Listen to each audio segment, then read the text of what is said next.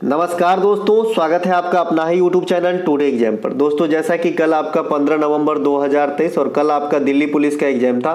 Second shift और third shift के exam में जो भी जीके जीएस के प्रश्न पूछे गए सभी प्रश्नों को लेकर के आ गया हूं। दोस्तों इस वीडियो में आप 100 प्रश्न देखेंगे जो आपके एग्जाम में दोनों शिफ्ट में मिला करके आए। साथ ही साथ इससे 5 गुना आप जो है एक्स्ट्रा फैक्ट देखेंगे। तो कुल मिलाकर जो है यहाँ पे हम 500 प्रश्नों की डिस्कशन करेंगे, जैसा कि आज तक करते आए हैं सरल शुद्ध देसी भाषा में, ताकि आपको देखते देखते ही याद हो जाए। दोस्तों इस वीडियो की पीडीएफ अगर आपको चाहिए डिस्क्रिप्शन में लिंक दिया गया है, टेलीग्राम ज्वाइन कीजिएगा। पीडीएफ आपको एनालिसिस वाली फ्री ऑफ कॉस्ट मिल जाएगी। आप जानते हैं दोस्तों, कोई भी एग्जाम हो, जिस एग्जाम के लिए मैंने तैयारी करवाया वहां पे 80% से कम जिस दिन क्वेश्चन आपको मेरे क्लास से मिल जाए उस दिन पढ़ना छोड़ दीजिएगा। मैं यहाँ फिर से कह रहा हूँ, इस 50 में से 45 प्लस क्वेश्चन मेरे द्वारा पढ़ाया गया है। अगर किसी बड़े कोचिंग में इतनी मिल जाए ना भाई साहब, तो बड़े बैनर लगा देंगे और मेरे ख्याल में वर्ल्ड कप में प्रचार भी करवा देंगे, ठीक है। लेकिन ये छोटू सी चैनल है। अब जो बच्चे नियमित जुड़ी हुए हैं उनको तो ये बात बखूबी पता, उनको कहने की जरूरत नहीं। जो नए हैं उनके लिए बता दूं तो मैं सिर्फ यही कहूंगा कि जब मैं पढ़ाता रहता हूं एग्जाम से पहले किसी एग्जाम के लिए, तो उस क्लास को नियमित अटेंड किया कीजिए, है ना। आपको बहुत फायदा मिलेगा। क्लास के नाम चाहे कोई भी हो, किसी भी एग्जाम के लिए हो, चूंकि जीके जीएस लगभग हर एग्जाम में आते हैं और जहां आते हैं वहां पे आपको फायदा करा के दूंगा और वही point two point extra fact होगी जो आपके एग्जाम में हूबहू छपते हैं। चलिए शुरू करते हैं आज का ये वीडियो, है ना। ज्यादा नहीं, ठीक है। बेकिंग सोडा का रासायनिक सूत्र क्या होता है? तो NaHCO3 होता है। बेकिंग सोडा जिसे खाने वाला सोडा भी कहते हैं और इसको जो रसायन के भाषा में कहते हैं सोडियम बाइकार्बोनेट कहा जाता है। इसको याद करने के लिए घर में खाना बनाने वाली को बाई कहते हैं, तो खाने वाला जो सोडा है उसे सोडियम बाइकार्बोनेट, जबकि धोने वाला सोडा को सिर्फ सोडियम कार्बोनेट कहते हैं। इसमें बाई शब्द का कोई जगह नहीं है ना, क्योंकि धोने वाले सोडा का इस्तेमाल खाना बनाने में तो कर नहीं सकते, तो बाई की क्या जरूरत मेरे भाई, है ना। तो Na2CO3 10H2O इसका सूत्र होता है। NaOH को हम सोडियम हाइड्रोक्साइड कहते हैं, इसे कास्टिक सोडा कहा जाता है। इसके अलावा CaOCl2, चूंकि यहाँ पे कोष्ट होना चाहिए, CaOCl2 इसे विरंजक चूर्ण कहते हैं, जिसे रासायनिक भाषा में कैल्शियम हाइपोक्लोराइट कहा जाता है। विरंजक चूर्ण को आप ब्लीचिंग पाउडर भी कहते हैं, सेम थिंग है, ब्लीचिंग पाउडर भी कहते हैं, है ना, और विरंजक चूर्ण भी कहते हैं। रसायन की भाषा में बात करेंगे तो कैल्शियम हाइपोक्लोराइट कहते हैं, ठीक है।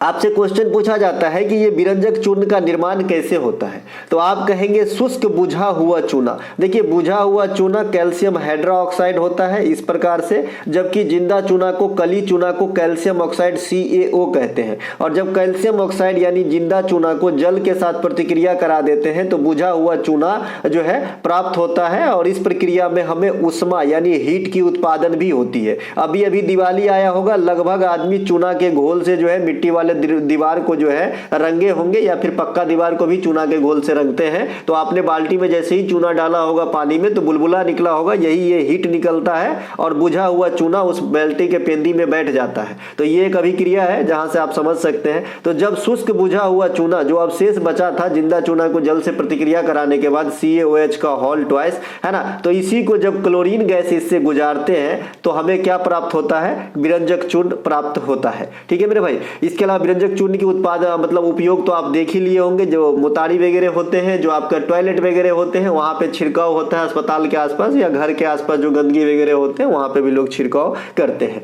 राजीव गांधी खेल रत्न पुरस्कार का नाम बदलकर मेजर ध्यानचंद पुरस्कार कब किया गया? पहले भी बता चुका हूं कि इस प्रकार के क्वेश्चन आएंगे, क्योंकि देश में जो है आप जानते हैं कि 2 मेजर पार्टी, एक कांग्रेस और एक बीजेपी। बीजेपी सत्ता में है ना, और कांग्रेस कभी सत्ता में रहे थे, अभी नहीं है बहरहाल, है ना।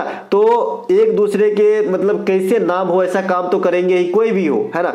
तो यहाँ पे 2021 में जो है आपका राजीव गांधी खेल रत्न पुरस्कार का नाम बदलकर मेजर ध्यानचंद पुरस्कार कर दिया गया था, हॉकी के जादूगर मेजर ध्यानचंद के नाम पर, ठीक है। उसी प्रकार से राजीव गांधी खेल रत्न पुरस्कार के प्रथम विजेता कौन है? तो जो भारत के प्रथम ग्रैंड मास्टर है विश्वनाथ आनंद साहब, इन्हीं को जो है पहली बार मेजर ध्यानचंद पुरस्कार कहिए या फिर राजीव गांधी खेल रत्न पुरस्कार कहिए पहले, तो ये 1992 में दिया गया था। ठीक है, तो ये बात भी ध्यान रखेंगे। 1991-92 में इसकी शुरुआत भी मानी जाती है और पहली बार जो अवार्ड मिला था ये आपका विश्वनाथ आनंद साहब को दिया गया था। देखिए अभी खेल खिलाड़ी का किताब काफी पूछ रहा है, तो विश्वनाथ आनंद साहब का किताब भी पूछा जा सकता है। तो मैंड मास्टर जो है इनके किताब का नाम है, इनको जरा ध्यान रखेंगे। इनके अलावा न्यू एजुकेशन पॉलिसी ये 2020 में आया है, ये राष्ट्रीय शिक्षा नीति 1986 को रिप्लेस किया है, ये मैंने कल भी बताया था। और नेप का फुल फॉर्म भी आपसे पूछा है कल फर्स्ट शिफ्ट में, इसीलिए बता दिया। नेप का होता है न्यू एजुकेशन पॉलिसी, तो ये बात सब ध्यान रखेंगे। इसके अलावा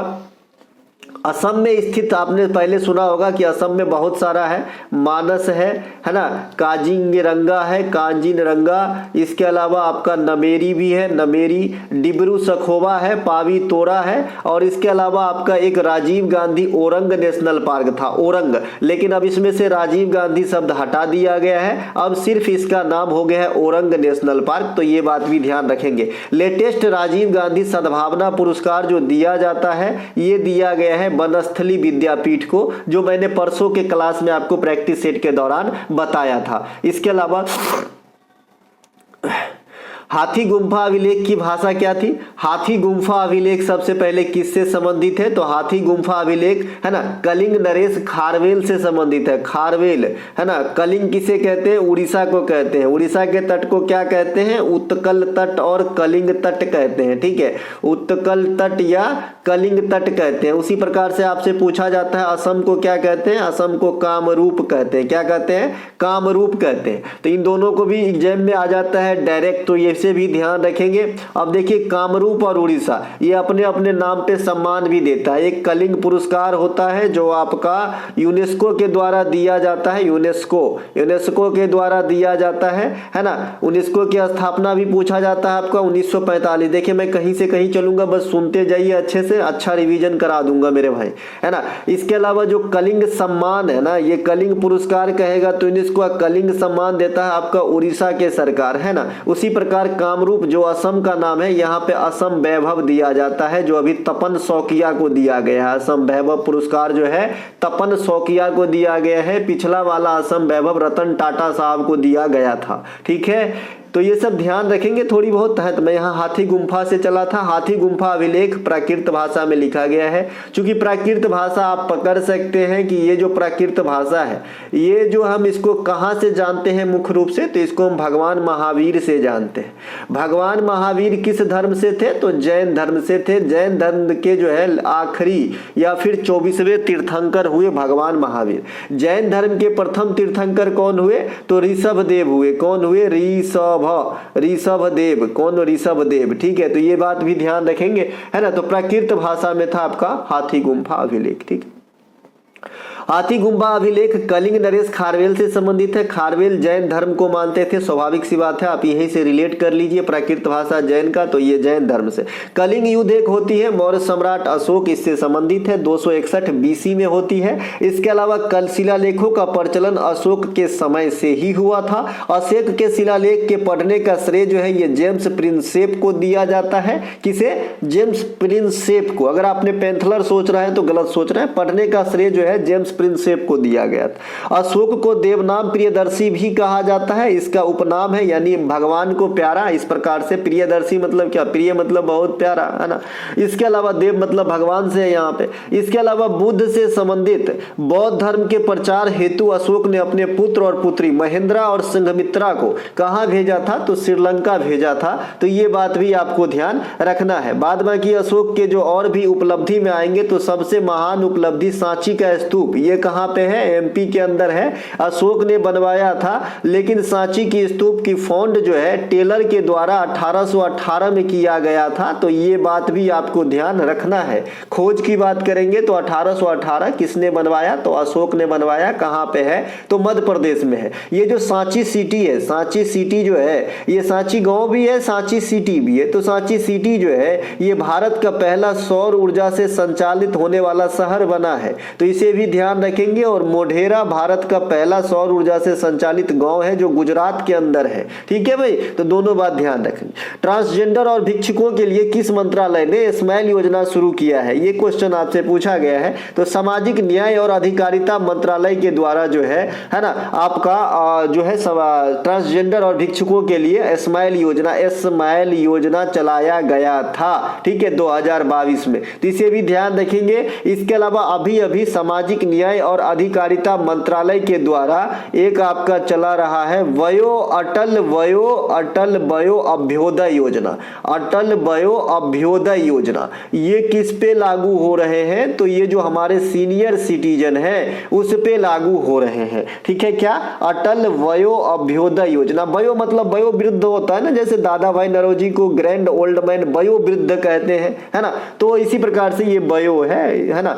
तो अटल वयो अभ्युदय योजना किस पे लागू होंगे, अभी अभी चली है, तो आपका सीनियर सिटीजन पे।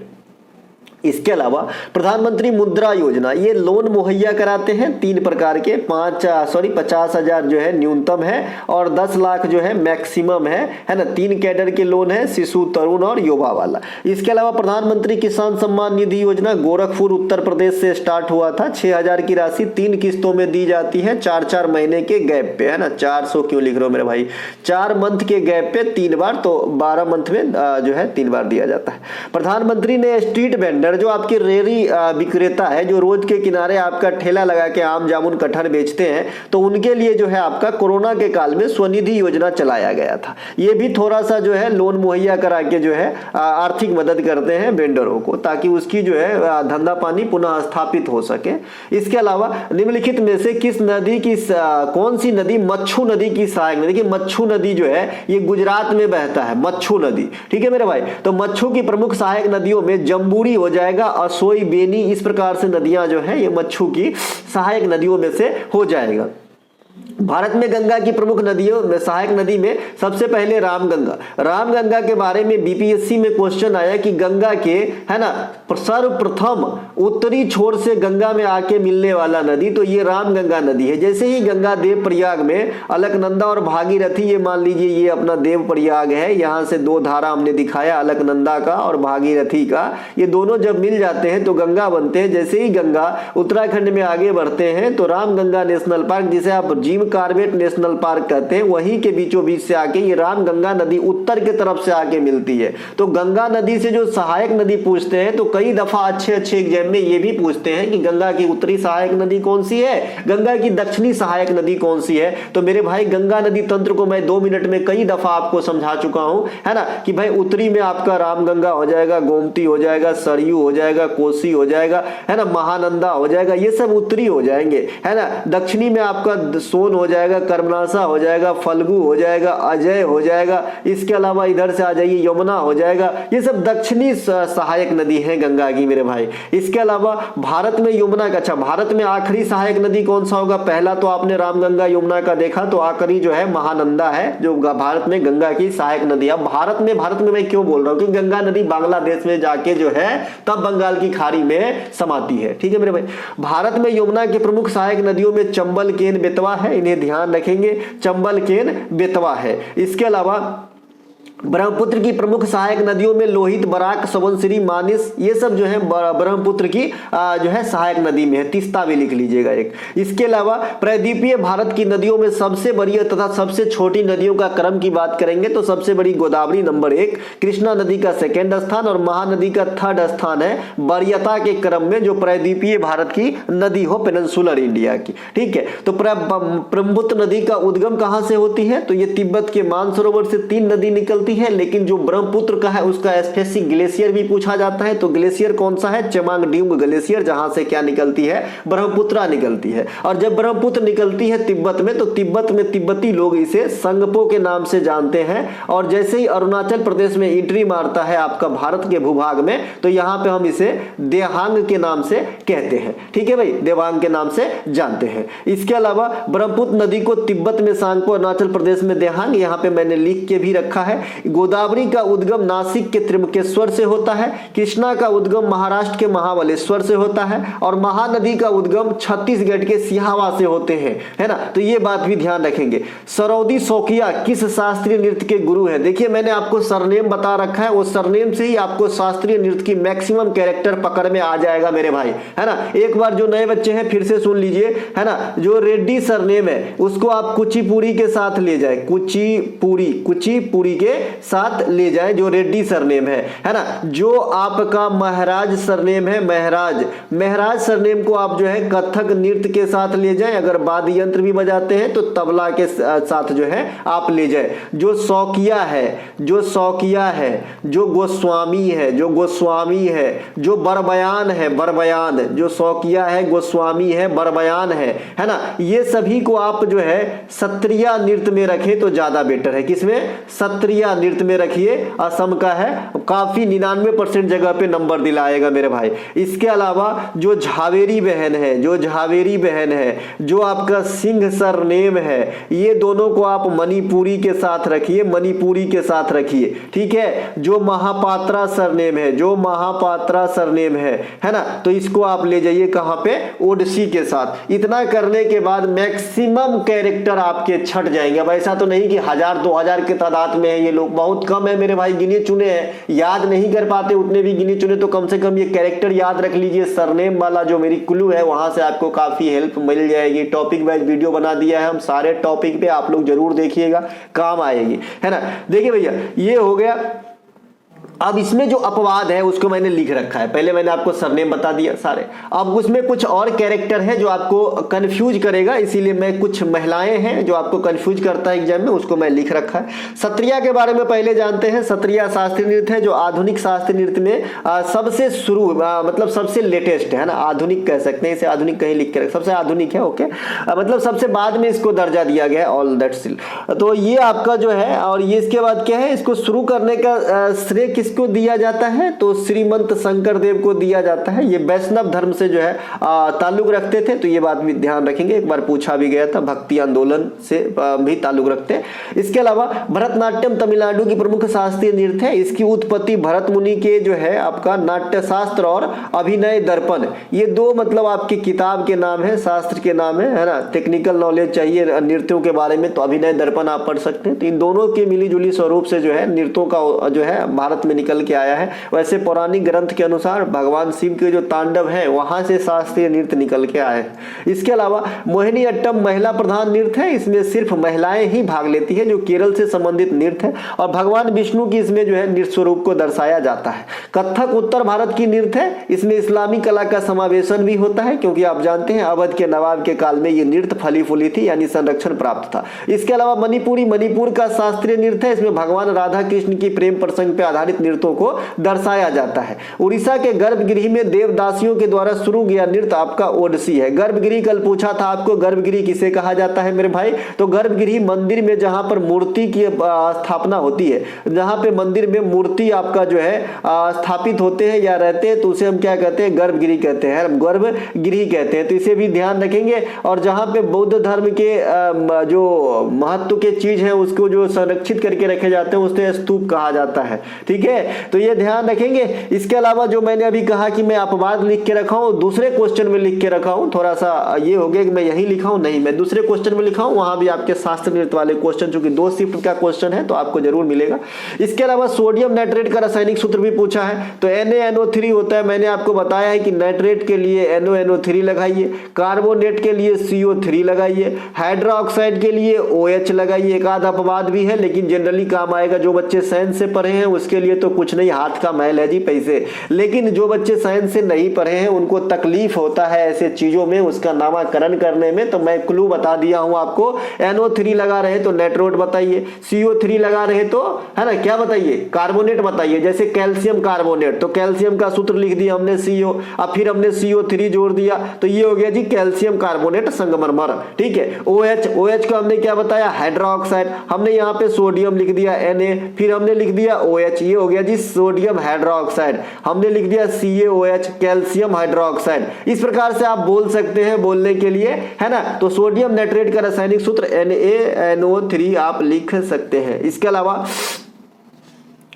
CO2 को आप कार्बन डाइऑक्साइड बोलते हो ना, तो O2 लास्ट में रहेगा तो आप डाइऑक्साइड बोलिए, है ना। तो ये सब में थोड़ा बहुत अनुमान भी लगा लिया कीजिए, है ना। देखिए CaCO3 कैल्शियम कार्बोनेट संगमरमर कहते हैं, ये एक मेटामॉर्फिक चट्टान का उदाहरण है। ये बताना जरूरी है क्योंकि मेटामॉर्फिक चट्टान आपके एग्जाम में आते हैं। साथ ही साथ आपका बेसाल्ट चट्टान भी आता है। बेसाल्ट चट्टान जो है आपका जो बेसाल्ट चट्टान है, ये बेसाल्ट चट्टान में आपका एक सेकेंड कायांतरित शैल हो गया, एक मेटामॉर्फिक हो गया, रूपांतरित शैल अवसादी चट्टान, ठीक है। तो जो बेसाल्ट चट्टान है उसको भी पूछा जाता है और मैं यहाँ पे कुछ बताना चाह रहा हूँ बेसाल्ट चट्टान से। हाँ, बेसाल्ट चट्टान जब टूटता फूटता है ना तो उससे आपकी काली मिट्टी की निर्माण होती है और ये भी क्वेश्चन आपके एग्जाम में आ चुका है कि काली मिट्टी का निर्माण कैसे होता है, तो बेसाल्ट चट्टानों के क्षरण से होते हैं, ठीक है। तो ये ध्यान रखेंगे। इसके अलावा H2SO4 सल्फ्यूरिक अम्ल जिसे रसायन का राजा कहा जाता है, इसे आयल ऑफ विट्रियोल भी कहते हैं H2SO4 को। और सभी प्रकार के जो सेकेंडरी सेल होता है, द्वितीयक बैटरी होता है जिसे एक बार डाउन होने के बाद पुनः चार्ज कर लेते हैं आप, तो ऐसे बैटरी में क्या भरा जाता है, सल्फ्यूरिक अम्ल भरा जाता है। ऐसे प्लेट लगे होते हैं बैटरी के अंदर, कभी फोड़ के देखिएगा। इसके अलावा मैग्नीशियम हाइड्रोक्साइड, मत फोड़िएगा भाई, है ना। मैग्नीशियम हाइड्रोक्साइड जिसे मिल्क ऑफ मैग्नीशिया कहा जाता है। TNG को ट्राई नाइट्रोग्लिसरीन कहा जाता है, विस्फोटक होता है ये। और आपका विस्फोटक क्या होता है, तो जो नोबेल साहब ने खोज किए थे डायनामाइट, वो भी विस्फोटक है। समय ज्यादा लगेगा, धीरे पढ़ा रहा हूँ, अच्छे से धीरे धीरे समझा के, तो आप थोड़ा समय दीजिए। आपका टाइम पास नहीं करा रहा हूँ, आपके एग्जाम में मैक्सिमम नंबर ऑफ क्वेश्चन इसी वीडियो से आ जाएंगे, टेंशन मत लीजिए, खाली बात को ध्यान से सुनिए, है ना। PDF स्कीम हमारे पास चल रहे हैं मेरे भाई। RS अगर आपने 40 पे किया तो आपको SSC plus Delhi police plus topic batch की, ये जो टॉपिक बैच है ये सब में फ्री रखा गया है। टॉपिक बैच सब में फ्री है। अगर आप कोई सा भी स्कीम बाय करते हैं तो आपको टॉपिक बैच की PDF फ्री दिया जाएगा। तो स्कीम देख लीजिए, एक 40 रुपया वाला है, इसमें आपको SSC की करीब 800 पेज की PDF मिलेंगे, है ना, जो हमारे 57 क्लास के द्वारा पढ़ाया गया है ना। और ये आपने कर लिया तो 60% किसी भी जनरल जो आपके कंपटीशन की एग्जाम है जहां पे GK GS पूछे जाएंगे, बैंकिंग को छोड़ के हर जगह काम आएगी। आपको 60% से ज्यादा क्वेश्चन सिर्फ SSC वाले से निकलेगी। DP का भी ले लिए तो आप अगर आपने कोई भी क्वेश्चन दिए, है ना, कोई भी एग्जाम दिए, तो वहां पे जो है आपका मैक्सिमम 70 से 80% क्वेश्चन कवर हो जाएंगे, टॉपिक बैच भी पढ़ लिए तो, क्योंकि टॉपिक बैच फिक्स है और जो आपको इस प्रैक्टिस सेट में टॉपिक बैच से क्वेश्चन देखने को नहीं मिलेगा, ठीक है। इसके अलावा 70 रुपए अगर आप खर्च करते हैं तो Bihar SSC SI plus topic batch plus SSC तीनों ले सकते हैं। 25 रुपया में SSC प्लस टॉपिक बैच ले सकते हैं, 35 रुपया में BSSC प्लस टॉपिक बैच और 25 रुपया में DP प्लस टॉपिक बैच। तो आपको देख लीजिए अपने हिसाब से आपको क्या रिक्वायर्ड है। हमने आपको कहना है कि अगर आप जनरल एग्जाम देते हो, अगर आप जनरल एग्जाम देते हो SSC की, दिल्ली पुलिस की, है ना, IB वगैरह की, तो ये जो है आपका ये पहला वाला स्कीम 40 वाला सबसे बेटर है, ठीक है। अगर इनके साथ आप बिहार से बिलोंग करते हो या फिर बिहार की एग्जाम देते हो तो 70 वाला बेटर है, बाद बाकी अपने हिसाब से 25 वाला भी ले सकते हैं। JS वर्मा समिति का, और ये लेने के लिए डिस्क्रिप्शन में लिंक दिया गया है, लिंक क्लिक करके आपको व्हाट्सएप मैसेज करना है, ठीक है, व्हाट्सएप मैसेज करना। JS वर्मा समिति का संबंध किस वर्ग से है, तो महिला वर्ग से है। स्वर्ण सिंह समिति मौलिक कर्तव्य से संबंधित है, आप सभी जानते हैं। बलवंत राय मेहता, अशोक राय मेहता सिंघवी समिति, सादिक अली समिति ग्राम पंचायत से संबंधित है। राजा चिलैया समिति टैक्स से संबंधित है। इसके अलावा नरसिम्हा समिति बैंकिंग से संबंधित है। तेंदुलकर समिति गरीबी रेखा आकलन से संबंधित है, आकलन नहीं कहिए, मतलब डिसाइड करने से संबंधित है। इसके अलावा भारत के 12वें प्रधानमंत्री कौन थे, आपसे पूछ रखा है। भारत के 12वें प्रधानमंत्री के रूप में इंद्र कुमार गुजराल जी जो है आपका सेवा दिए हैं। कौन दिए, इंद्र कुमार गुजराल जी दिए हैं। इसके अलावा देश के प्रथम प्रधानमंत्री पंडित जवाहरलाल नेहरू, सबसे अधिक दिन तक अभी प्रधानमंत्री रहने का रिकॉर्ड इन्हीं के नाम है। और आने वाले कार्यकाल में अगर बीजेपी जीत जाती है और माननीय नरेंद्र मोदी साहब ही रह जाते हैं प्रधानमंत्री, तो फिर ये रिकॉर्ड टूट सकती है। देश में वर्तमान तथा 15वें प्रधानमंत्री नरेंद्र मोदी है। देखिए कल रिकॉर्ड टूटा है आपका, विराट कोहली ने सचिन के 49 शतकों का रिकॉर्ड तोड़ दिया है, 50 शतक बना के आपका जो है वनडे क्रिकेट में। इसके अलावा कल और एक रिकॉर्ड टूटा है, मोहम्मद शमी 7 विकेट लेके और धूम मचा दिया है। कल एक और रिकॉर्ड टूटा है कि विराट कोहली ने रिकी पॉन्टिंग को रिप्लेस किया है। दुनिया में ODI क्रिकेट में तीसरा सर्वाधिक रन बनाने वाले के लिस्ट में अब विराट कोहली आ गए हैं, पहले रिकी पॉन्टिंग था, है ना। तो ये सब थोड़ा बहुत जो है जो रिकॉर्ड बनते हैं, मैं ये नहीं कहता कि आप क्रिकेट देखिए, लेकिन रिकॉर्ड जरूर ध्यान रखिए क्योंकि नंबर दिलाएगा। प्रथम कार्यवाहक प्रधानमंत्री गुलजारी लाल नंदा, योजना आयोग के प्रथम उपाध्यक्ष गुलजारी लाल नंदा ही है। देखिए अगर आपको पहली कार्यवाहक राष्ट्रपति पूछे तो आप बताइएगा वीवी गिरी, है ना। वीवी गिरी जो है ये पहले कार्यवाहक राष्ट्रपति थे, लेकिन यहाँ पे कार्यवाहक प्रधानमंत्री गुलजारी लाल नंदा। लोकसभा में जो प्रधानमंत्री होते हैं ये क्या होते हैं, इनको जरा समझेंगे। प्रधानमंत्री क्या होते हैं, आप बोलने के लिए बोल देते हो, कल के 2 साल के बच्चे भी बोल देते हैं प्रधानमंत्री, लेकिन इससे जब क्वेश्चन आता है तो अच्छे अच्छे बच्चे छोड़ के आ जाते हैं, क्योंकि उसको कंफ्यूज कर देता है एग्जामिनर। प्रधानमंत्री क्या होता है कि देखिए, एक तो हमारे घर का पूरा चीफ सदस्य होता है ना। एक जैसे आपने मिर्जापुर सीरीज देखा होगा तो वहां पे जो बुढ़ा रहता है उसका क्या नाम रहता है ना, जो बुढ़ा रहता है ना, भूषण है, भूषण, कुलभूषण खरबंदा, है ना। तो बुढ़ा घर की मालिक जरूर है लेकिन सिर्फ पूछने के लिए, है ना। बाद बाकी काम कौन कर रहा है, तो काम कर रहा है अखंडा, है ना मेरे भाई। तो अखंडा प्रधानमंत्री है और बुढ़ा राष्ट्रपति है, और नीचे वाला जो है वो लड़का समझ लीजिए उसका मुख्य सलाहकार है, ठीक है। तो ऐसे समझ लीजिए। तो इसी प्रकार से जो ये प्रधानमंत्री साहब है ना, तो प्रधानमंत्री साहब क्या करते हैं कि लोकसभा में जो दल जीतते हैं उनके मुख्य जो नेता होते हैं वो प्रधानमंत्री होते हैं, यानी जो जीता हुआ दल है उनके मुखिया प्रधानमंत्री बनते हैं। प्रधानमंत्री राष्ट्रपति और मंत्री परिषद के बीच में लिंक का कार्य करते हैं। प्रधानमंत्री साहब जो कार्यपालिका की शक्ति का जो प्रधान होते हैं तो राष्ट्रपति होते हैं, लेकिन जो ये कार्यपालिका की पावर है उसको मुख्य रूप से उपयोग कौन करते हैं, तो प्रधानमंत्री करते हैं। तो इस प्रकार से आप प्रधानमंत्री साहब को सोच सकते हो, ठीक है भाई। इंडिया में प्रधानमंत्री से बड़ा कोई भी पोस्ट लगभग नहीं, मतलब है ये नहीं है ना, क्योंकि प्रधानमंत्री के ही मतलब विचार विमर्श से अधिक चर्चा होती है। राष्ट्रपति साहब साइन करते जरूर है, ठीक है मेरे भाई।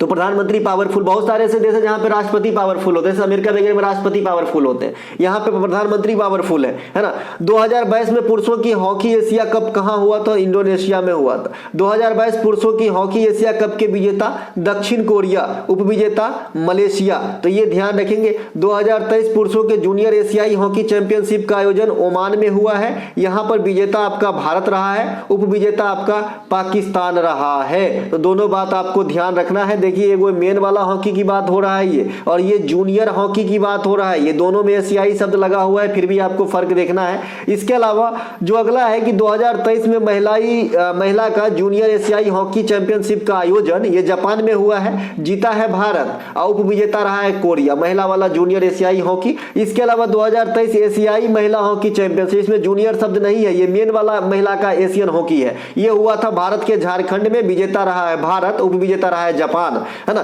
2023 में पुरुषों की Fitch FIH hockey tournament, world cup कही है हॉकी का, तो इसका आयोजन भारत में हुआ है, उड़ीसा में, विजेता जर्मनी रहा है, उपविजेता बेल्जियम रहा है। हॉकी वर्ल्ड कप की शुरुआत भी आपसे पूछते हैं, 1971 में प्रथम विजेता पाकू है, और एकमात्र बार भारत जीते हैं 1975 में। हॉकी वर्ल्ड कप सबसे अधिक बार कौन से देश जीते हैं, तो बताइएगा पाकू।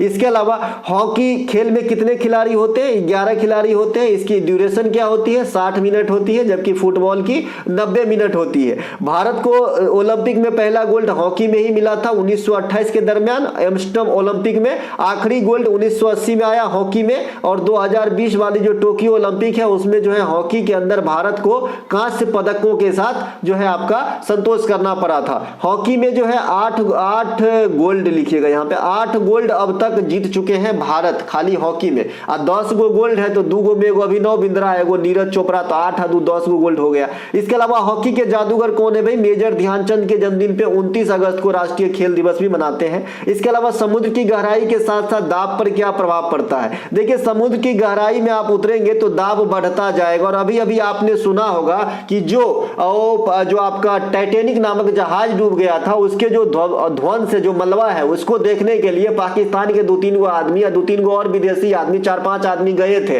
है ना। तो वहीं पे जो है लापता हो गए। तो क्या हो गया, दाब बढ़ने से जो है ब्लास्ट हो गया होगा उनका जो आपका जिसमें गए थे, है ना भैया। तो दाब बढ़ जाता है अंदर में, यही कंक्लूजन दिया गया बाद में, है ना। तो समुद्र में गहराई बढ़ने से दाब में जो है बढ़ोतरी होगी, दाब बढ़ेगी। इसके अलावा वायुमंडल के प्रथम परत क्षोभ मंडल है, जिसमें आपकी सभी मौसमी घटना होती है। तो जैसे ही वायुमंडल के प्रथम परत क्षोभ मंडल जो 16 से 18 किलोमीटर के दरमियान पाए जाते हैं, हमारे माथा के ऊपर है, तो इसमें जाएंगे तो टेम्परेचर में गिरावट आती है। ये भी आपसे क्वेश्चन पूछे जाते हैं। 165 मीटर में जो है 1 डिग्री टेम्परेचर घट जाती है, ठीक है। साधारण रूप से ऊंचाई बढ़ने से दाब घट जाती है ना। इसीलिए बोलते हैं पहाड़ पे खाना बनाना जो है आपके लिए कठिन होगा, है ना। इसके अलावा गोताखोरों के द्वारा जो सांस ली जाती है, जो उसके पिट्ठी पे सिलेंडर होता है जिसमें आपका गैस भरा होता है, तो इसमें जो है ऑक्सीजन के साथ साथ हीलियम गैस भी मिला लिया जाता है ताकि सांस लेने में समुद्र की गहराई के नीचे कठिनाई ना हो। इसके अलावा समुद्र में डूबी वस्तु को पता लगाने के लिए हम सोनार का प्रयोग करते हैं, है ना, और दिशा वगैरह की पता लगाने के लिए रडार की प्रयोग करते हैं। तत्वबोधनी सभा का गठन किसने किया था? भैया परसों के क्लास में हमने देवेंद्रनाथ टैगोर बता तो दिया था, लेकिन ईस्वी भी बताया था। आप लोग मुझे इसकी कमेंट करेंगे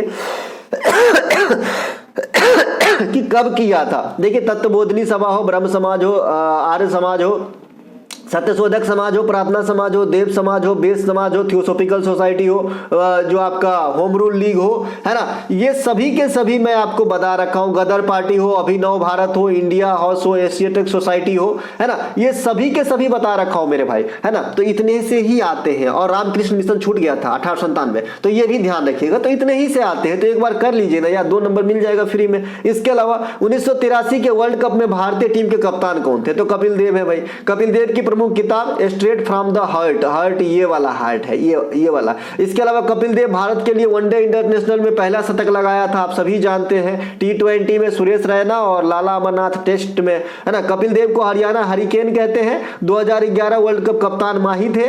1983 में जो वर्ल्ड कप हुआ उसके विजेता भारत और उपविजेता कौन थे? West Indies. 2 बार शुरुआती इवेंट वर्ल्ड कप के विजेता वेस्ट इंडीज, और इस बार 2023 के विजेता अभी नहीं कह सकते, लेकिन इंडिया कल फाइनल में चला गया है, तो मेरे ख्याल से जीत जाएंगे। इसके अलावा 2023 में मौजूदा वर्ल्ड कप भारत में हो रही है। 10 टीमों ने भाग लिया, लेकिन कौन से दिग्गज टीम आपको इसमें नहीं दिख रहे हैं? तो वेस्ट इंडीज आने वाले समय के ये इंपॉर्टेंट क्वेश्चन है। मैंने आपको ये भी बताया हूं कि ये किसके द्वारा हारा कि इसको जो है बाहर का रास्ता देखने को मिल गया जब वो क्वालिफाइंग मैच खेल रहे थे, और वो मैच जिम्बाब्वे में हो रही थी, अगर आपको याद आए तो। इसके अलावा सनी डेज नामक पुस्तक के लेखक कौन है भैया? सुनील गावस्कर। ये किताब वाला जो सीट है सनी डेज, तो खैर बहुत ही मतलब बहुत ही पुराना किताब है और काफी हम लोग क्वेश्चन कहेंगे, तो ये कई बार आपसे पूछा गया, इसलिए मैं इसमें नहीं छापा हूं। बाद बाकी जो भी इंपॉर्टेंट क्वेश्चन जो खिलाड़ी से आएगा आप देख लीजिएगा, चाहे खिलाड़ी, चाहे नेता, चाहे कोई भी सेक्टर, चाहे BS नेपाल, सलमान रश्दी, शशि थरूर, अनीता देसाई, किरण देसाई, और क्या है भाई विक्रम सेठ, और क्या है भाई रामचंद्र गुहा, जो भी राइटर है सबके मैंने स्पेसिफिक रूप से, कलाम साहब, इन सभी के किताब में टॉपिक वाइज में किताब वाले वीडियो में कवर कर दिया हूं, जाके देखिएगा। इसके अलावा रविन्द्रनाथ टैगोर ने किस नर्तकी को कथक की रानी की उपाधि दी थी? भाई सितारा देवी को। सितारा देवी कथक से संबंधित है। कलावती देवी, बिंबावती देवी, झावेरी बहने, चारू माथुर, ये मणिपुरी से। मैं अभी यही बता रहा था कि मैंने जो अपवाद है उसको अलग करके लिख दिया हूं, तभी मैंने बताया कि भाई सिंह सरनेम और झावेरी बहने ये आपको मणिपुरी में आएंगे। इसके अलावा कुछ देवी है जैसे कलावती देवी, बिंबावती देवी और चारू माथुर, इन तीनों का नाम भी रखिएगा मणिपुरी के साथ। रुक्मिणी देवी, ये भी देवी है ना, आपको देखने से लग रहा होगा देवी उत्तर भारत या फिर उत्तर प्रदेश, बिहार वगैरह में जो है होते हैं, लेकिन ऐसा नहीं है। रुक्मिणी देवी या भरतनाट्यम से संबंधित है। रागनी देवी मोहिनीअट्टम से संबंधित है। महारानी एलिजाबेथ के ताजपोशी में जो उनका कोरोनेशन हुआ था, ताजपोशी हुआ था, तो उसमें किसको बुलाया गया था? कुमारी कमला को। किसको? कुमारी कमला को। कुमारी कमला क्या करती है? भरतनाट्यम करती थी। 1953 में बुलाया गया था। एक क्वेश्चन आने वाले समय के लिए, हालांकि मैं पहले भी बता रखा हूं कि राज्यसभा में मनोनीत होने वाली प्रथम शास्त्रीय नृत्यांगना रुक्मिणी देवी अरुंडेल है। कौन है? रुक्मिणी देवी अरुंडेल है। लेकिन राज्यसभा में मनोनीत होने वाली पहली फिल्म अभिनेत्री, तो आप बताइएगा, नरगिस है, सुनील दत्त साहब की पत्नी, है ना। तो ये नरगिस जो है पहले अभिनेत्री हुई है। ये नर्तकी और अभिनेत्री में फर्क तो है ना मेरे भाई। इसके अलावा 1969 में किस राष्ट्रीय बैंक का राष्ट्रीयकरण किया गया था? आपको पता है कि 1969 में 14 प्रमुख बैंकों का राष्ट्रीयकरण किया गया था। इनमें से कोई सा भी एक ऑप्शन हो सकता है। Central bank of India, Canara bank, bank of India, bank of Baroda, bank of Maharashtra, Allahabad bank, Dena bank, Indian overseas bank, Punjab national bank, इनमें से कोई भी हो सकता है। और भी है, कुल 14 बैंकों का किया गया था, आप सभी जानते हैं। वो कौन सा दिन था? 19 जुलाई 1969, है ना। 14 बैंकों का राष्ट्रीयकरण इंदिरा गांधी के समय चतुर्थ पंचवर्षीय योजना के दौरान किया गया था। कोई भी क्लू नहीं छोड़ूंगा, चाहे क्वेश्चन कैसे भी पूछो, आपको आंसर देना है। अगर पूछ ले कि भाई बैंकों का पहली बार राष्ट्रीयकरण किस पंचवर्षीय योजना में? तो चौथी। कितने बैंकों का? तो 14। प्रधानमंत्री कौन था? इंदिरा गांधी, है ना भैया। इसके अलावा दूसरी बार बैंकों का राष्ट्रीयकरण 1980 में। कितने बैंकों का? 6 बैंकों का। तो ये बात भी ध्यान रखेंगे। इसके अलावा वर्तमान में देश के कुल 12 ही सार्वजनिक क्षेत्र के बैंक बचे हुए हैं। इसके अलावा सब प्राइवेट बैंक है, क्योंकि अधिकांश बैंक का विलय हो गए, एक दूसरे में मर्ज हो गए। सार्वजनिक क्षेत्र के सभी बैंकों में एसबीआई सबसे बड़ी, दूसरी सबसे बड़ी बैंक पंजाब नेशनल बैंक। जनगणना 2011 के अनुसार किस राज्य में पुरुष साक्षरता दर सबसे कम है? तो ये बिहार का है मेरे भाई, बिहार का। ओवरऑल लिटरेसी रेट भी सबसे कम बिहार का है। ओवरऑल लिटरेसी रेट सबसे अधिक केरला का है। केंद्र शासित प्रदेश में सबसे अधिक लिटरेसी रेट लक्षद्वीप का है। इसके अलावा जनगणना के बारे में ज्यादा क्या बताऊं, इतना बता दिया हूं कि उससे बाहर कभी आए तो बताना। राज्य के कार्य निष्पादन से कौन सी संविधान की अनुच्छेद संबंधित है? तो राज्य में जो कार्यों का संचालन या निष्पादन होता है, ये राज्यों के कार्य के संचालन से संबंधित आर्टिकल 166 है। 153 आर्टिकल राज्यों में एक राज्यपाल की व्यवस्था होगी, है ना, राज्य में एक राज्यपाल की व्यवस्था होगी। क्योंकि आप जानते हैं कि इस लैंग्वेज में बोलने के ये मतलब है कि किसी राज्य में अगर तत्काल राज्यपाल नहीं भी है तो दूसरे राज्यपाल उस राज्य के राज्यपाल के प्रभार के रूप में एक से अधिक राज्यों की जो राज्यपाल का कार्य एक साथ कर सकते हैं, इसीलिए राज्यपाल की व्यवस्था होगी। इसके अलावा 165 के तहत राज्यपाल उस पार्टिकुलर राज्य में महाधिवक्ता की नियुक्ति करते हैं। महाधिवक्ता जो होते हैं उस पार्टिकुलर राज्य में सबसे बड़े विधिक अधिकारी होते हैं। जैसे केंद्र में अटॉर्नी जनरल ऑफ इंडिया। अभी अटॉर्नी जनरल ऑफ इंडिया कौन है आप लोग मुझे कमेंट करेंगे। और अटॉर्नी जनरल ऑफ इंडिया की आर्टिकल 76 होते हैं, ये आपको मैं बता देता हूं। इसके अलावा राज्यपाल मुख्यमंत्री की नियुक्ति भी करते हैं। राज्यपाल राज्यों में कार्यपालिका का प्रधान होता है। हाई कोर्ट का जो आपका प्रबंध है, प्रबंध सही लिखा है, हाई कोर्ट का प्रबंध अनुच्छेद 214 में किया गया है। राज्यों के लिए 215 जो आर्टिकल है, इस 215 आर्टिकल के थ्रू जो है हाई कोर्ट रिकॉर्ड न्यायालय होता है, तो ये ध्यान रखेंगे।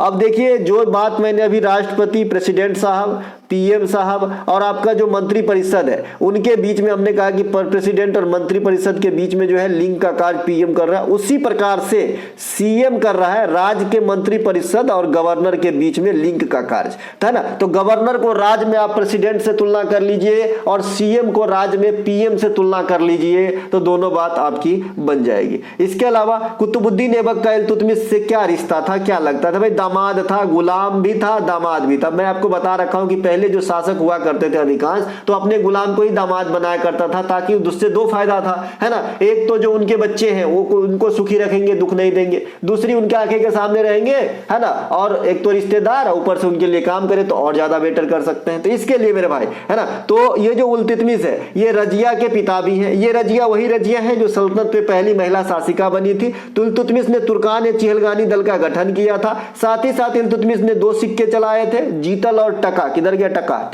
टका और जीतल। टका जो है आपका चांदी का था, जीतल आपका कॉपर का था। ध्यान रखेंगे, इनका मेटल भी पूछता है। इसके अलावा इल्तुतमिश ने कुतुब मीनार के निर्माण कार्य को पूर्ण करवाया था। नींव किसने रखा था? कुतुबुद्दीन ऐबक ने। इल्तुतमिश गुलाम वंश के तीसरे शासक थे। पहले तो ऐबक हो गए गुलाम वंश के, कोई दूसरा ना मार दे।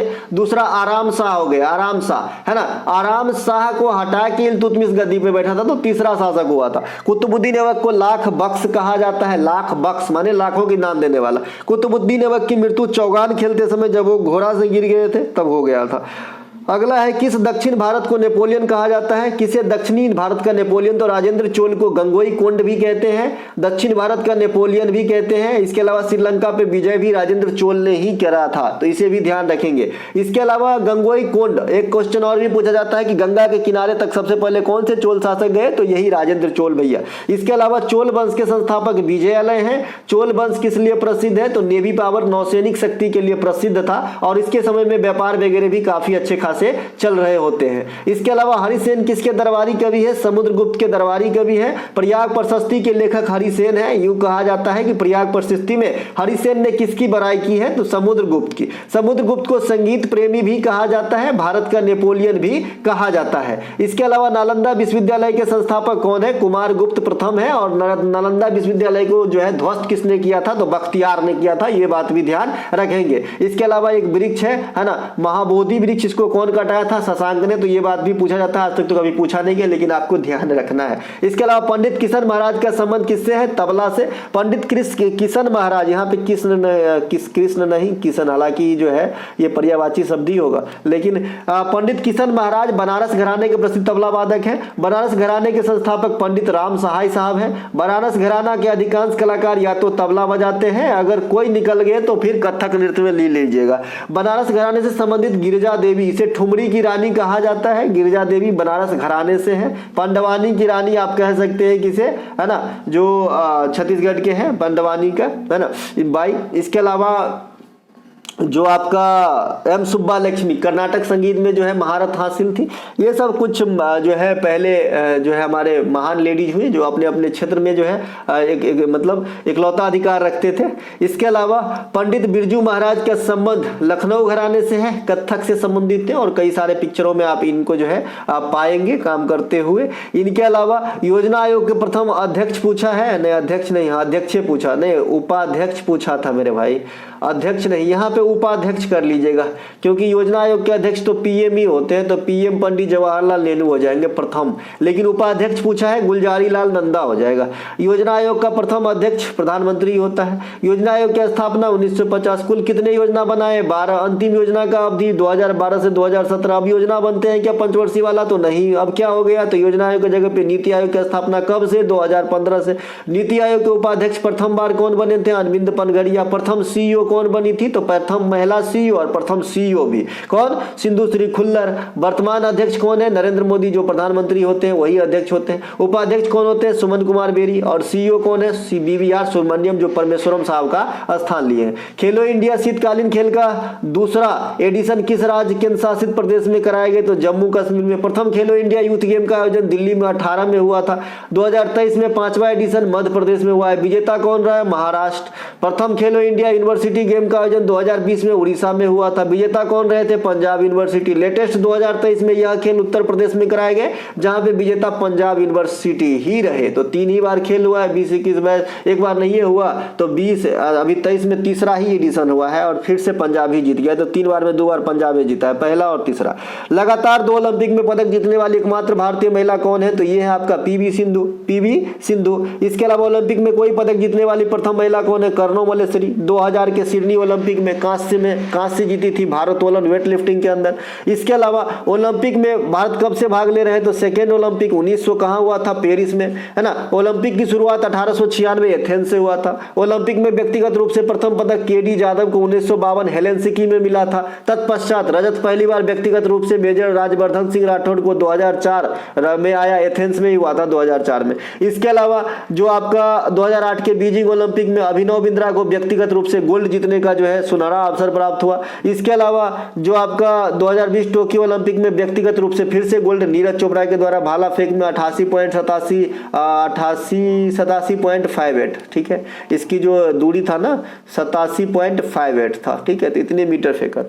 सिक्सर मशीन किसकी आत्मकथा है भाई? सिक्स मशीन तो ये आपका क्रिस गेल का है। क्रिस गेल को यूनिवर्स बॉस कहा जाता है। दुनिया में इंटरनेशनल क्रिकेट में सबसे अधिक छक्का मारने का रिकॉर्ड अब तक क्रिस गेल के नाम ही था, लेकिन अब ये रिकॉर्ड रोहित शर्मा 553 छक्का से अधिक लगा दिए हैं, क्रिस गेल के रिकॉर्ड तोड़ दिए। इसके अलावा आईपीएल में वर्तमान में सबसे अधिक छक्का मारने का रिकॉर्ड क्रिस गेल के नाम है। आईपीएल में सबसे लंबी व्यक्तिगत पारी 175 रन की, कौन? Chris Gayle. 2011 जनगणना के अनुसार देश की जनसंख्या घनत्व कितनी है? 382 है 2011 में, है ना। भारत का लिंगानुपात 943 है। 2011 जनगणना के अनुसार सबसे कम जनघनत्व तो अरुणाचल प्रदेश 17 व्यक्ति पर किलोमीटर। सबसे अधिक घनत्व बिहार में 1100 से भी अधिक, और सबसे अधिक घनत्व केंद्र शासित प्रदेश में दिल्ली का। इसके अलावा शांताराव का संबंध किस नृत्य से है? तो मोहिनीअट्टम से है शांताराव, है ना। इसके अलावा मोहिनीअट्टम, शांताराव लेडीज होगा कि जेंट्स होगा? आप लोग मुझे जो है कमेंट कीजिएगा, क्योंकि मोहिनीअट्टम में खाली लेडीज ही भाग लेते हैं मेरे भाई।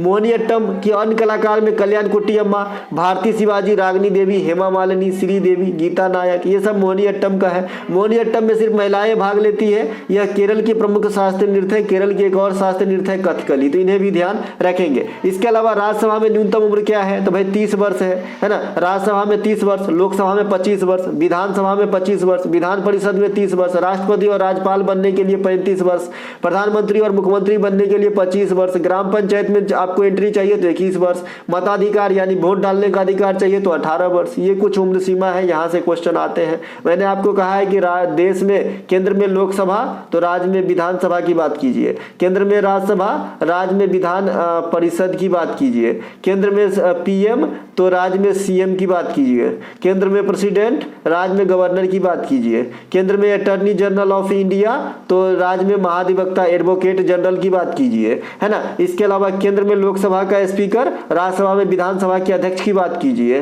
केंद्र में आप कर सकते हैं, केंद्र में आप उपराष्ट्रपति की तुलना किससे कर सकते हैं, उपराष्ट्रपति की छोड़िए, उपराष्ट्रपति की तुलना के अधिकारी जो है नहीं है, राज्यपाल के नीचे जस्ट नहीं। तो इतने को आप तुलना करके देखिए, आपकी काफ़ी सारी चीज़ें जो है आसान होती चली जाएगी मेरे भाई। पॉलिटी पढ़ने का ये बेस्ट तरीका है। इसके अलावा संविधान की सारी भाग में क्या क्या है ये जानकारी अगर आपका हो गया तो समझो आप आधा पॉलिटी पढ़ लिए। और इसको मैं पहले ही पेज में कवर किया है, अपने टॉपिक बैच में जाके देखिएगा संविधान वाला में। भारतीय राष्ट्रीय खेल का आयोजन कहां किया गया था, हैमिल्टन कनाडा में, हैमिल्टन कनाडा में। राष्ट्रमंडल खेल के आयोजन 1930 हैमिल्टन कनाडा, भारत भाग ले रहे हैं 1934 से, दूसरा वाला आपका जो है। इसके अलावा राष्ट्रमंडल खेल को पहले क्या कहते थे, ब्रिटिश एम्पायर गेम कहते थे। ये उन देशों का समूह है जो कभी न कभी ब्रिटिश सरकार के जो है अधीन रहे, हालांकि इसके अपवाद भी है। इसके अलावा 2022 में राष्ट्रमंडल खेल कहां हुआ, बर्मिंघम इंग्लैंड में। 2026 में कहां होगी, ऑस्ट्रेलिया में। 2022 में राष्ट्रमंडल खेल में भारत को कितने पदक, 61 पदक, चौथा स्थान हासिल हुआ था। 22-16-23 के रेशियो में 22 गोल्ड, 16 जो है आपका चांदी और 23 को जो है कांस्य जीता था। सोनल मानसिंह का संबंध किससे है, ओडिसी से। ओडिसी मेन इनके जो है क्षेत्र है, जबकि सोनल मानसिंह भरतनाट्यम भी कर लेती है। तो दोनों ध्यान रखिएगा, भरतनाट्यम और ओडिसी। सोनल मानसिंह सबसे कम उम्र में पद्म विभूषण प्राप्त करने वाली नृत्यांगना है, तो इन्हें भी ध्यान रखेंगे। ओडिसी नृत्य के अन्य प्रमुख कलाकारों में संयुक्ता पनिगिरी, किरण सहगल, माधवी मुदगल, रानी कर्ण, इंद्रानी रहमान, गुरु केलुचरण महापात्र, ये सब जो है ओडिसी के प्रमुख कर्तव्यों में मतलब कलाकारों में। मौलिक कर्तव्यों को किस संविधान संशोधन 42वां 1946। मौलिक कर्तव्य के बारे में ये आपके सामने 11 वर्तमान मौलिक कर्तव्य हैं, जिनको मैं कई दफा आपको समझा चुका हूं। मैं सीधे आगे निकलता हूं। भारतीय संविधान के अनुच्छेद 29 का संबंध देखिए, जो हमारा मौलिक अधिकार है इसमें हम जो है 6 प्रकार के मौलिक अधिकार को जो है हम जीते हैं, इसको कैटेगराइज किया गया है। मौलिक अधिकार 6 प्रकार के हैं। 14 से 18 के आर्टिकल को अगर आप पढ़ेंगे तो समानता का अधिकार देगा, इक्वलिटी का राइट देगा। 19 से 22 तक देखेंगे तो फ्रीडम से संबंधित है, स्वतंत्रता से। 23 और 24 जो है आपका शोषण से संबंधित है। 25 से 28 धार्मिक स्वतंत्रता है। 29-30 अल्पसंख्यक हित है। 31 निर्दिष्ट है और 32 संवैधानिक उपचारों का अधिकार है। तो ये आपके जो है कैटेगराइज है आपके मौलिक अधिकारों का। इसके अलावा दिसंबर 2002 में 86वां संविधान संशोधन ने किस मौलिक अधिकार को शामिल किया, भैया 2002 शिक्षा से संबंधित है। मैंने बताया था इसमें मौलिक कर्तव्य भी और मौलिक अधिकार भी, फंडामेंटल ड्यूटीज भी और फंडामेंटल राइट भी ऐड हुआ है ना। तो फंडामेंटल राइट जो ऐड हुआ ये आर्टिकल 21 के ए में ऐड हुआ कि इसमें कहा कि भाई 6 से 14 वर्ष तक के बच्चों को निःशुल्क शिक्षा लेना उनका मौलिक अधिकार है, ठीक है। और जो फंडामेंटल जो मौलिक कर्तव्य बना, ये क्या बना मेरे भाई, मौलिक कर्तव्य। तो इन्होंने बताया कि भाई 6 से 14 वर्ष तक के बच्चों को निःशुल्क शिक्षा दिलाना, निःशुल्क। ये देखिए जो मौलिक कर्तव्य बना ये यहाँ पे लिखा भी है हूबहू स्पष्ट कि माता पिता या अभिभावक को अपने बच्चे को शिक्षा के अवसर प्रदान करने का कर्तव्य 6 से 14 वर्ष तक की आयु के बीच 86वां संविधान संशोधन 2002 द्वारा जोड़ा गया। तो ये दोनों चीज एक ही द्वारा जोड़ा गया, 21 का ए और 51 के ए के में जोड़ा गया। तो दोनों शिक्षा से संबंधित है। इसके अलावा अगला है कि आर्य समाज के संस्थापक कौन है, तो ये आपका स्वामी दयानंद सरस्वती। कहाँ किए थे, बंबई में किए थे। वास्तविक नाम क्या है इनका, मूल शंकर। इन्होंने कौन सा नारा दिया, तो वेदों की ओर लौटो। कौन सा किताब लिखा, सत्यार्थ प्रकाश। कहा गया भाई, सत्यार्थ प्रकाश, ये किताब लिखे। तो ये है आर्य समाज से। इसके अलावा जो डीएवी पब्लिक स्कूल है ना, इन्हीं के नाम पे है। 1828 में ये जो है आपका ब्रह्म समाज तथा 1815 में आत्मीय समाज की स्थापना राजा राम मोहन राय। 1867 में प्रार्थना समाज महादेव गोविंद रानाडा और जो है आपका आत्माराम पांडुरंग के मिली जुली जो है प्रयास से। 1873 में ज्योतिबा फुले सत्यशोधक समाज के संस्थापक बने थे। तो ये कुछ एक समाज। इसके अलावा 2011 जनगणना के अनुसार भारत में पुरुष साक्षरता सब दिन बताते हैं ओवरऑल लिटरेसी रेट 74.04, अब पुरुष वाला 82-14, अब महिला वाला 65-46 है ना। इसके अलावा अल्लाह रखा का संबंध किस वाद्य यंत्र से, भैया तबला से। अल्लाह रफा साहब को 2023 में पद्म विभूषण दिया गया। फैयाज खान, सुखविंदर सिंह, विजय घाटे है ना। इसके अलावा लच्छू महाराज, किशन महाराज, इसके अलावा आपका तबला से आ जाएगा जाकिर हुसैन, अल्लाह रखा, ये सभी के सभी भैया तबला से संबंधित है, तो इन्हें भी ध्यान रखेंगे। भारत में पहली क्षेत्रीय बैंक कब स्थापित की गई थी, पूछने की बात है जी, 1975 में। अब क्या ग्रामीण बैंक स्थापित होते हैं भारत में, तो आप कहोगे जी नहीं, अब नहीं होते सर, अब नहीं होते ग्रामीण बैंक की स्थापना। ठीक है मेरे भाई। देश में 2 स्टेट ऐसा है जहां ग्रामीण बैंक नहीं है, एक तो सिक्किम में और एक गोवा में। यहाँ पे कोई भी ग्रामीण बैंक जो है क्षेत्रीय ग्रामीण बैंक संचालन में नहीं है। बांग्लादेश ग्रामीण बैंक के फाउंडर कौन है, मोहम्मद यूनिस है, मोहम्मद यूनिस है ना। आपने ग्रामीण बैंक देखा होगा, गांव घर में रहता है, जो किसी नजदीकी जो मेन बैंक होता है उनसे टाई अप रहता है इसका, उसका लेखा जोखा वही करते हैं, छोटे छोटे रकम खुद ही देते हैं, लेकिन जब कभी बड़ी चीज बात आती है तो वहां आपको ट्रांसफर किया जाता है। आपने कई बार इस चीजों को जिया होगा, देखा होगा। इसके अलावा शाहजहां के बेटे के बीच कौन सा युद्ध हुआ है, धर्मत का युद्ध हुआ है। इस लड़ाई किसके किसके बीच, दारा शिकोह और औरंगजेब के बीच हुआ था पद को लेकर। तो दारा शिकोह जो है इसमें हार गया था, औरंगजेब विजय बना था, औरंगजेब बाद में मुगल वंश का शासक बना था, है ना। निम्नलिखित में से किस प्रावधानों के अनुसार भारत के प्रति द्वैत शासन समाप्त किए गए थे, स्थापित किए गए थे, माफ कीजिएगा। तो जो स्थापित किए गए थे ये मॉन्टेग्यू चेम्सफोर्ड योजना या फिर भारत सरकार अधिनियम 1919 कह सकते हैं, लेकिन जो समाप्त किए गए थे ये भारत सरकार अधिनियम 1935। ये भारत सरकार 1935 को जो है हमारे आजकल के लाइफ स्टाइल में काफी योगदान है, क्योंकि जो हमारा संविधान है, जो सबसे बड़े ग्रंथ है हमारे इस देश का, है ना, तो इस संविधान में जो है अधिकांश चीजों को यहीं से लिया गया है, भारत सरकार अधिनियम 1935 से, है ना। प्रथम सांप्रदायिक चुनाव 1909 में इंट्रोड्यूस हुए मॉर्ले मिंटो सुधार के तहत, है ना। तो दोस्तों ये थे कल के 2 शिफ्ट में आए सभी प्रश्नों के एनालिसिस। अगर आपको अच्छा लगा हो तो लाइक सब्सक्राइब शेयर जरूर करें। ये पीडीएफ आपको हमारे टेलीग्राम चैनल पर निःशुल्क मिल जाएगी, और जो पीडीएफ स्कीम देखा उसका लिंक आपको डिस्क्रिप्शन में मिलेंगे अगले वीडियो में। जय हिंद दोस्तों।